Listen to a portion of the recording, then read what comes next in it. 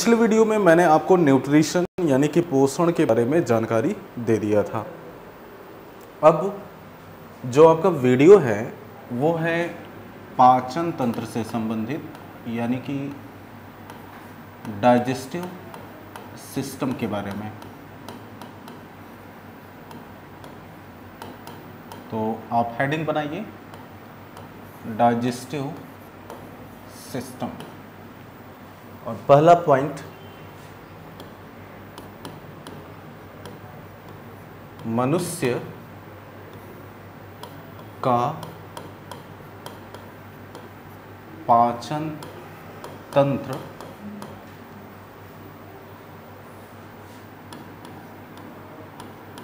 निम्नलिखित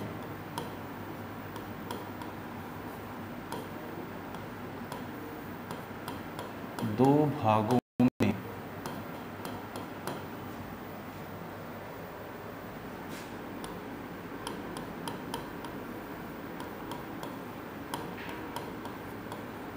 विभाजित किया गया है। यानी कि जो मनुष्य का पाचन तंत्र है उसे दो भागों में विभाजित किया गया है। पहला जो भाग है उसे बोला जाता है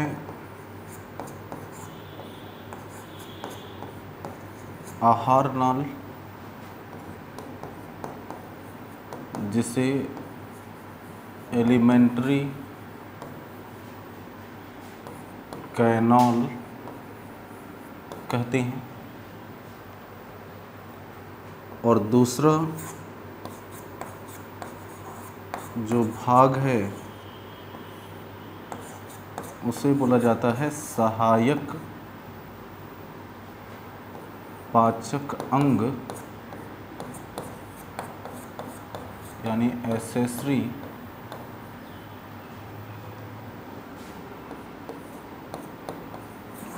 डाइजेस्टिव ऑर्गन। सहायक पाचक अंग, एक्सेसरी डाइजेस्टिव ऑर्गन।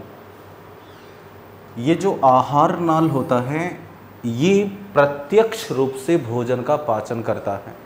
यानी कि हमारा जो आहार नाल है ये भोजन का पाचन प्रत्यक्ष रूप से करता है,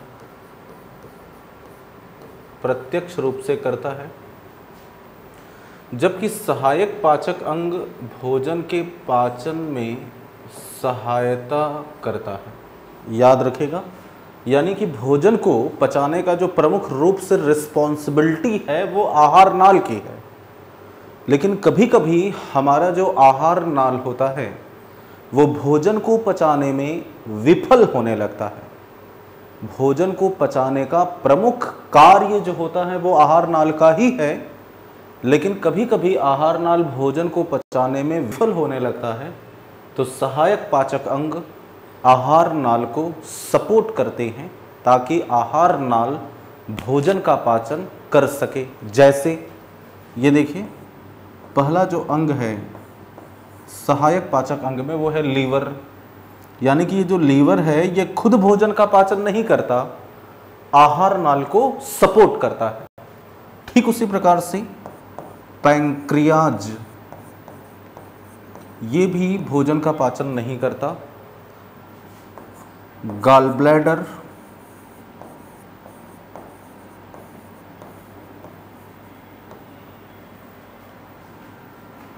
अपेंडिक्स,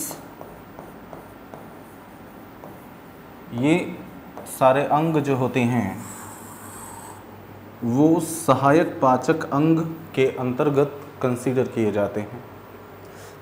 पैंक्रियाज को हिंदी में बोला जाता है अग्नाशय, और गॉल ब्लैडर को हिंदी में बोला जाता है पित्ताशय। लीवर आप जानते ही हैं, इसे यकृत कहा जाता है। तो ये है आहार नाल के दो भाग, पेज मैं चेंज करूँगा और मैं इस आहार नाल के बारे में आपको डिटेल इन्फॉर्मेशन दूंगा।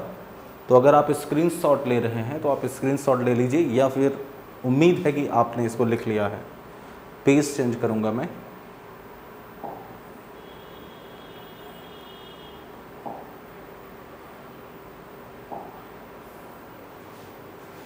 अब देखिए, हेडिंग बनाइए आहार नाल।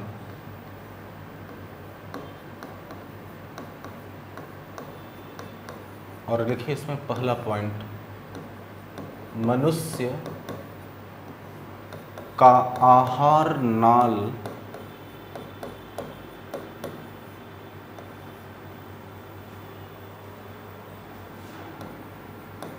लगभग 33 फीट लंबा होता है।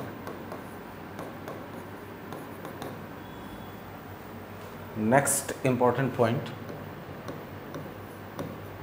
आहार नाल का निर्माण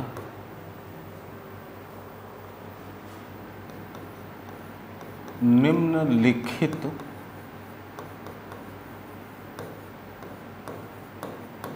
अंगों के द्वारा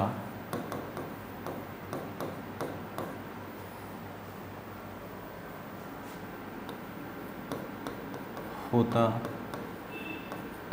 है। और डैश करके, पहला अंग है मुख यानी कि माउथ। दूसरा अंग है ग्रसनी यानी कि फायरिंग्स। तीसरा अंग है ग्रास नली, इसोफेगस। चौथा अंग है आमाशय, स्टमक।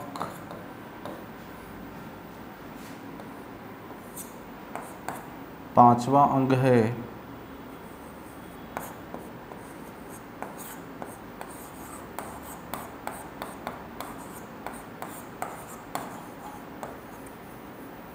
Small intestine. और छठवां अंग है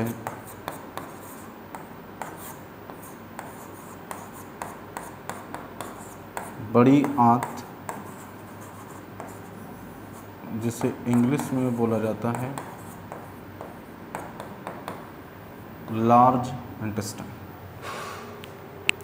तो मुख, ग्रसनी, ग्रास नली, आमाशय, छोटी आंत और बड़ी आंत, ये जिस तरीके से डायरेक्शन बनाया गया है आप ऐसे ही याद करिएगा और ऐसे ही लिखिएगा। मतलब एक क्रम से आप अगर याद करेंगे तो आपको बहुत अच्छा रहेगा। मुख, ग्रसनी, ग्रास नली, आमाशय, छोटी आंत और बड़ी आंत।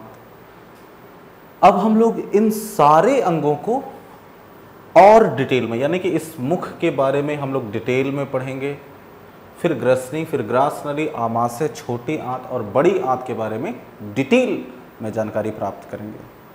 तो दोस्तों, नेक्स्ट हेडिंग डालिए मुख यानी कि माउथ।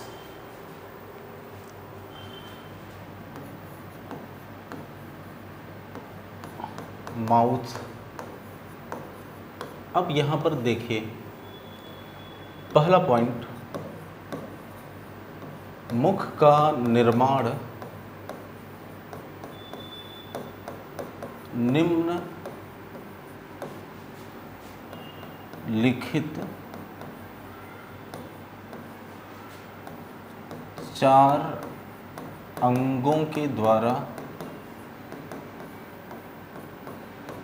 होता है।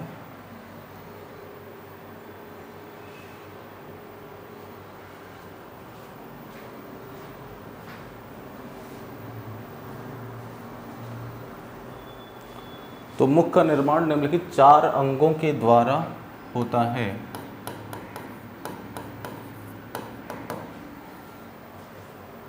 डैश करके पहला है तालु, जिसे पैलेट, दूसरा है जिह्वा, जिसे टंग कहते हैं, तीसरा है लार ग्रंथियां यानी कि सैलिवरी ग्लैंड, और चौथा है दांत यानी कि टीथ। अब यहाँ पर देखिए, ये जो तालु है ये मुख के ऊपरी हिस्से का निर्माण करता है, यहाँ पर ये पॉइंट समझिएगा। यानी कि जैसे कोई रूम हो, कमरा हो, तो उस कमरे में 4 दीवारें होती हैं, 1 2 3 4।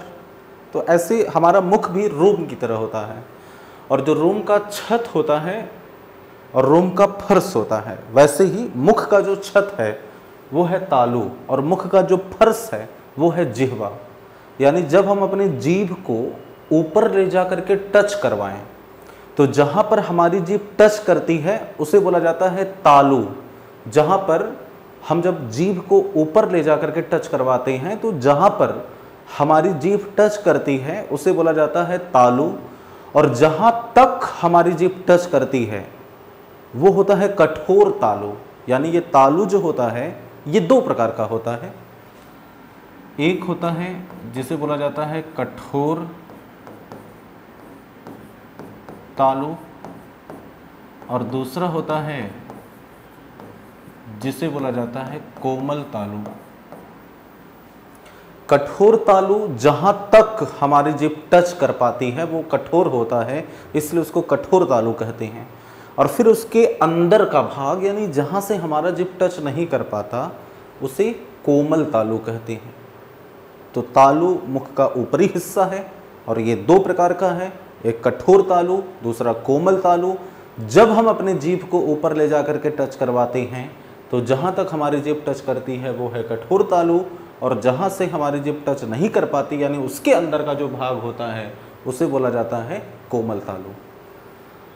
अब हम इस जिह्वा को अलग से पढ़ेंगे, तो इस पेज को मैं चेंज करूँगा, आप भी स्क्रीनशॉट ले लीजिए। तो नेक्स्ट पेज में हेडिंग बनाइए जिह्वा।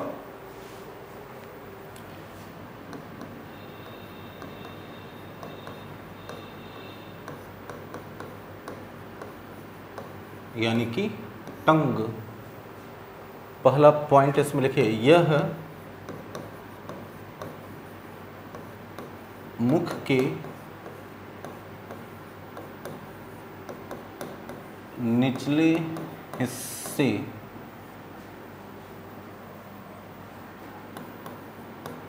का निर्माण करता है।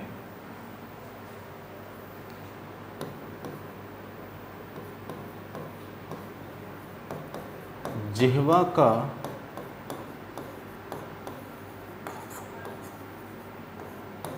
प्रमुख कार्य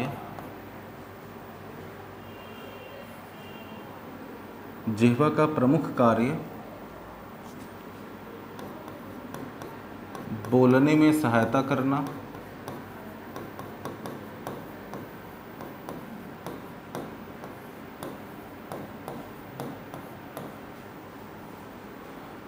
भोजन को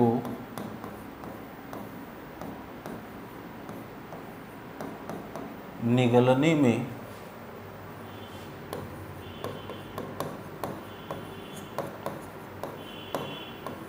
सहायता करना।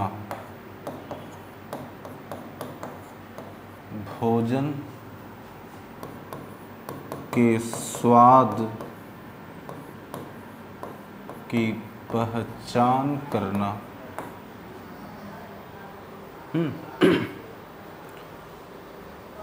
भोजन के स्वाद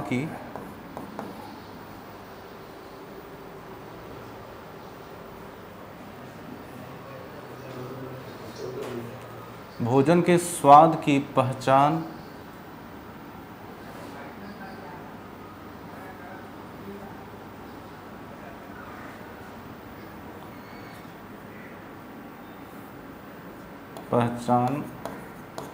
करना होता है।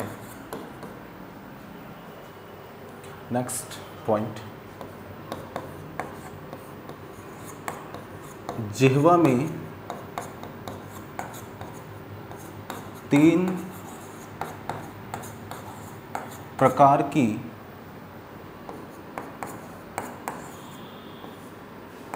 स्वाद कलिकाएं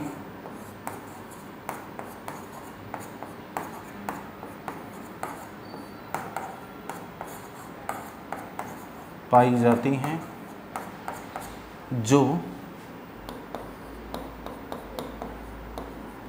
भोजन के स्वाद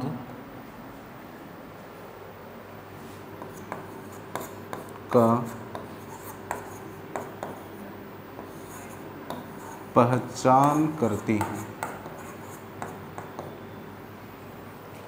अब देखिए, जीभ का जो अग्रभाग होता है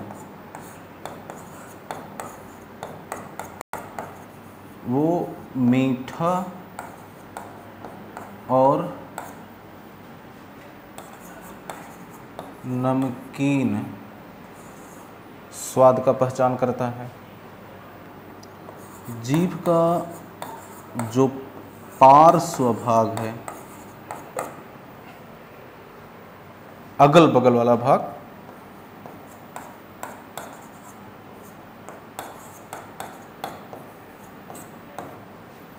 वो खट्टे स्वाद की पहचान करता है, और जीभ का जो पश्च भाग होता है वो कड़वे स्वाद की पहचान करता है। तो ये है जीभ के बारे में। जीभ में आपने पहला पॉइंट लिखा है कि यह मुख के निचले हिस्से का निर्माण करता है। फिर आपने लिखा है जिह्वा का प्रमुख कार्य बोलने में सहायता करना, भोजन को निगलने में सहायता करना, भोजन के स्वाद की पहचान करना होता है। जिह्वा में ये लाइन बहुत महत्वपूर्ण है। जिह्वा में 3 प्रकार की स्वाद कलिकाएं पाई जाती हैं जो भोजन के स्वाद का पहचान करती हैं। जीभ का जो अग्रभाग है वो मीठा और नमकीन स्वाद, पार्श्व भाग यानी अगल बगल वाला भाग खट्टे स्वाद की पहचान, और जो पश्च भाग होता है वो कड़वे स्वाद की पहचान करता है। ये आपसे सवाल पूछा जाता है कि जीभ का कौन सा भाग किस स्वाद की पहचान करता है। जीभ का अग्र भाग, जो सबसे अगला भाग है, वो 2 स्वाद मीठा और नमकीन। जो अगल बगल वाला भाग है वो है खट्टे स्वाद की पहचान करता है, और पिछला भाग यानी सबसे अंदर वाला जो भाग होता है वो कड़वे स्वाद की पहचान करता है। तो दोस्तों ये था आपका जिह्वा के बारे में। नेक्स्ट पेज में अब मैं लार ग्रंथियों के बारे में जानकारी दूंगा। तो उम्मीद है कि आपने इसे लिखा है या फिर इसका स्क्रीनशॉट ले लिया है। तो नेक्स्ट पेज,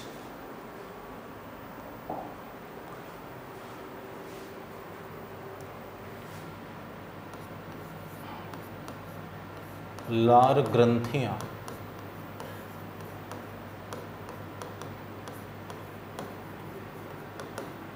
सलिवरी ग्लैंड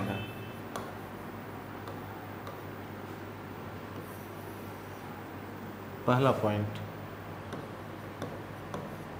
मनुष्य में 3 जोड़ी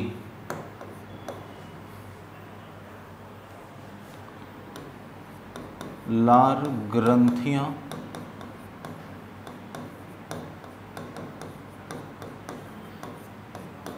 पाई जाती हैं। ये प्रश्न का ये उत्तर है कि मनुष्य में कितनी जोड़ी लार ग्रंथियां पाई जाती हैं। तो मनुष्य में 3 जोड़ी, या अगर ओवरऑल बात करें तो 6, यानी मनुष्य में 3 जोड़ी या 6 लार ग्रंथियां पाई जाती हैं। अब लार ग्रंथियों के नाम क्या हैं? तो एक तरफ ऐसे लिखिए, लार ग्रंथियों के नाम, और दूसरी तरफ लिखिए उसका लोकेशन, कहाँ पर पाई जाती है। पहला है अधोजिह्वा, ये है लार ग्रंथि का नाम। हिंदी वाला नाम थोड़ा सा टफ है, इसे इंग्लिश में बोला जाता है सब लिंगुअल, ये एक जोड़ी है। दूसरा जो जोड़ी है उसे बोला जाता है पैरोटिड,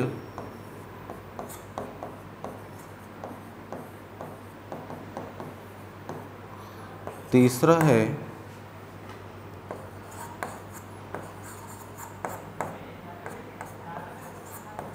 अधोहनु,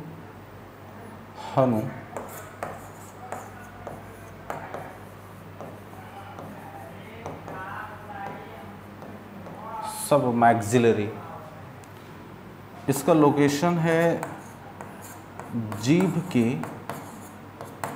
नीचे पाई जाती है। ये कान के नीचे, और ये जबड़े में धंसी होती है।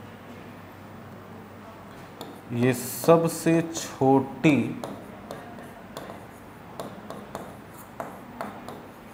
लार ग्रंथि है, और ये सबसे बड़ी लार ग्रंथि है। तो ये पॉइंट आप लिख लीजिए। ये है पहली जोड़ी लार ग्रंथ, ये है दूसरी जोड़ी, और ये है तीसरी जोड़ी।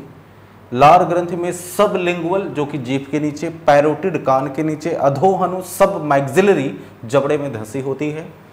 सवाल पूछा जाता है कि सबसे बड़ी लार ग्रंथि कौन सी है, तो पैरोटिड, और सबसे छोटी लार ग्रंथि कौन सी है, तो सब लिंगुअल, वो सबसे छोटी होती है। तो ये सब लार ग्रंथियों के नाम हैं, और इधर लार ग्रंथियों के लोकेशन हैं। तो याद रखिएगा कि मनुष्य में 3 जोड़ी लार ग्रंथियां पाई जाती हैं। अगर आपसे सवाल पूछा जाए कि मनुष्य में कितनी जोड़ी लार ग्रंथियां पाई जाती हैं, तो 3 जोड़ी। दूसरा पॉइंट याद रखिएगा कि लार ग्रंथियां 3 प्रकार की, यानी 3 जोड़ी हैं। पहला अधोजिह्वा, इंग्लिश में सबलिंगुअल, पैरोटिड, और अधोहनु सब मैक्सिलरी। पहला वाला जीभ के नीचे, दूसरा वाला कान के नीचे, तीसरा वाला जबड़े में धंसा होता है। सबसे छोटी लार ग्रंथि है सबलिंगुअल, और सबसे बड़ी लार ग्रंथि है पैरोटिड। तो उम्मीद है कि आपने इसको लिखा है या इसका स्क्रीनशॉट ले लिया है। नेक्स्ट पेज में इंपॉर्टेंट पॉइंट लिखिए। एक स्वस्थ मनुष्य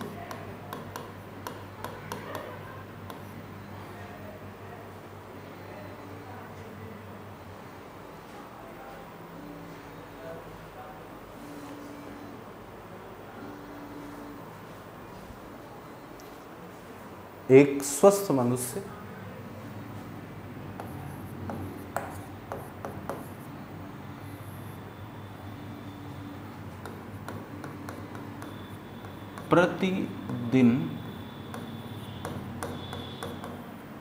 लगभग 1.3 लीटर लार यानी सलाइवा लार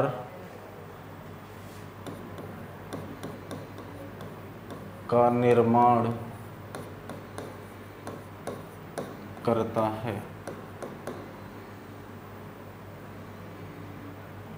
नेक्स्ट, लार में टाइलिन एंजाइम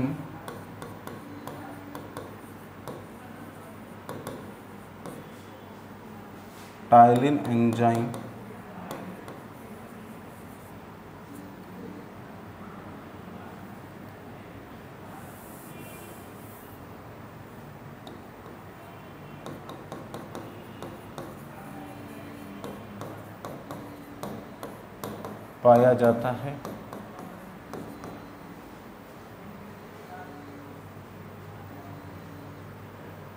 यही कारण है कि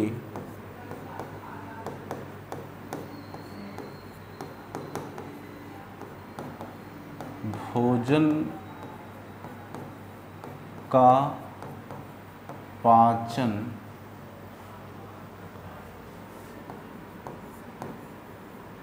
मुख से ही शुरू हो जाता है। ये बहुत महत्वपूर्ण पॉइंट है आपके लिए, याद रखिएगा कि भोजन का पाचन कहाँ से शुरू होता है। तो भोजन का पाचन मुख से ही शुरू हो जाता है। दूसरा पॉइंट, लार में कौन सा एंजाइम पाया जाता है। तो लार में टाइलिन एंजाइम पाया जाता है। दो प्रश्न के उत्तर हैं। लार में कौन सा एंजाइम पाया जाता है, टाइलिन एंजाइम। और भोजन का पाचन कहां से शुरू होता है, मुख से ही शुरू हो जाता है। Next point, ptyalin enzyme starch का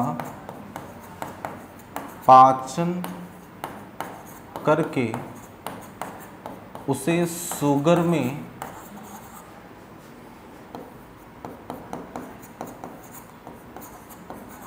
परिवर्तित कर देता है।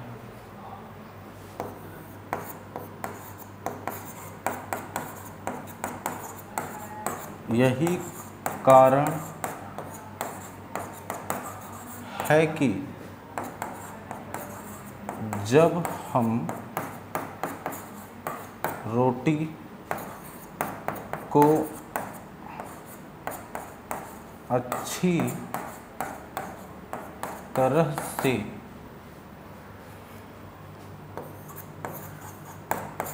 चबाते हैं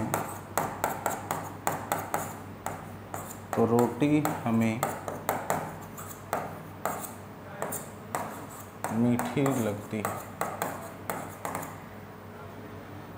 तो ये जो टाइलिन एंजाइम होता है ये स्टार्च का पाचन करके उसे शुगर में परिवर्तित कर देता है। यही कारण है कि जब हम रोटी को अच्छी तरह से चबाते हैं तो रोटी हमें मीठी लगती है, क्योंकि शुगर का स्वाद मीठा होता है और रोटी में है स्टार्च, और उस स्टार्च को लार में उपस्थित टाइलिन एंजाइम जब शुगर में कन्वर्ट कर देता है तो रोटी हमें मीठी लगती है। दोस्तों, इस वीडियो में केवल इतना ही। नेक्स्ट वीडियो में हम लोग और भी जानकारी के साथ, यानी कि अब दांत के बारे में पढ़ेंगे। Thank you so much.